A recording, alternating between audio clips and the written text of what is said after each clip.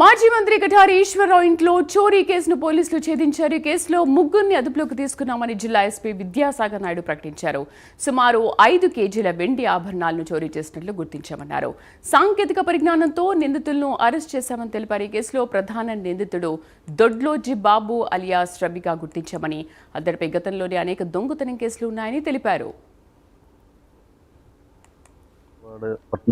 Two town police station పరిధిలో ex minister Katari Eshwar గారు అని చెప్పి ఆయన ఇంట్లో అరౌండ్ వాళ్ళు 14 to 18 మధ్యలో ఊరు వదిలి బయటకు వెళ్ళడం, ఆ వెళ్ళిన సమయంలో వాళ్ళ ఇంట్లో చోరీ జరిగిందని చెప్పి ఇన్ఫర్మేషన్ రావడం జరిగింది.